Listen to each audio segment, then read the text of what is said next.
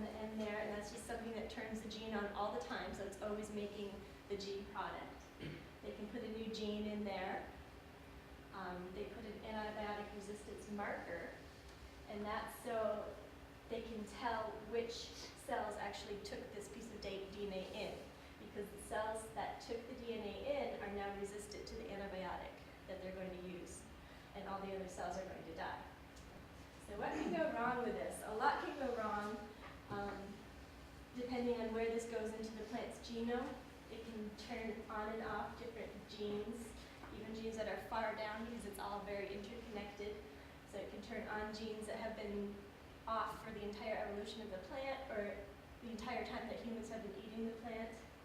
It can turn on other genes, and it can make new proteins, because every gene is responsible for making one protein.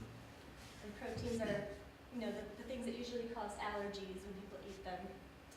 So one thing that can go really wrong is possible exposure to proteins not normally in the human diet. So you could be eating a protein that humans have never eaten before, et cetera, et cetera.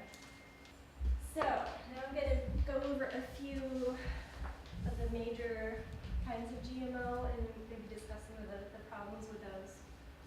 Glyphosate, has everyone heard of glyphosate? It's Roundup. Glyphosate is the active ingredient in Roundup. Roundup also has detergents in there that help it stick to the plant and kind of even make it more toxic than it is by itself. So that is the herbicide that is used with Roundup-ready corn, cotton, soybeans, and it's designed to be sprayed onto these plants that have a gene to not be affected by the glyphosate. So all the weeds are killed, the plant is fine. But there's a few problems with it, and when it originally came out, it was touted as being safer than aspirin. We're now finding out that that's not necessarily so. One of the major problems with Roundup or glyphosate is that it locks up soil minerals. So when it gets into the soil, it makes the minerals in the soil unavailable to the plant.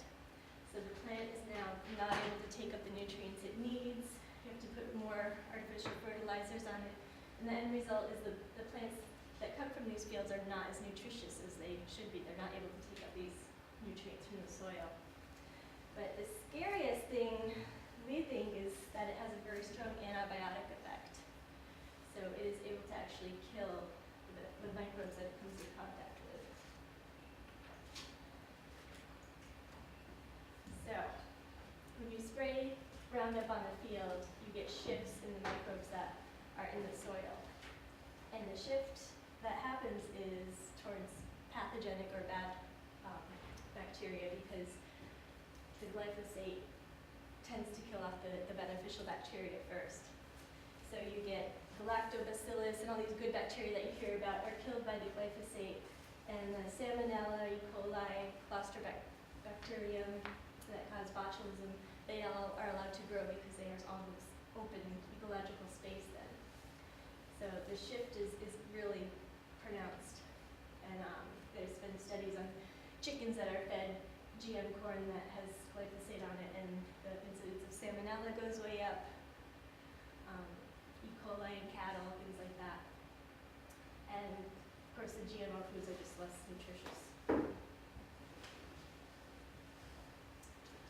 So since we know that these are antibiotics, the glyphosate, what effect is this having on our own microbiome? Has everyone heard of, it's been in the news a lot lately, the microbiome in your gut, all the bacteria, and how important, how we're learning that it kind of affects everything in our body, from our mood to our immune system. It's really important, it's on the forefront of research. So what possible effects could this glyphosate that we're eating have on our microbiome? Well, 85% of the foods in grocery stores have glyphosate residues in them, because 85% are GM Roundup ready. Corn, soy, some of the really big food staples that are in the grocery store. So most people are eating up to 9 milligrams per kilogram of Roundup ready foods every day, in the produce that they eat and the processed foods that they eat. And the good bacteria in our gut are more susceptible than the bad bacteria. So what we're doing by eating all this glyphosate is killing off a lot of our good bacteria and leaving room for those bad pathogenic bacteria to take over and cause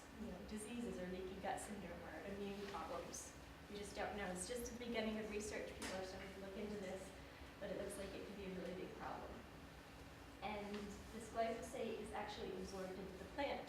People think maybe, you take that fruit or vegetable, you wash it off, you're getting the pesticides off. No, it's absorbed into the plant as it grows, so it's in every cell of the plant. You can't really wash it off.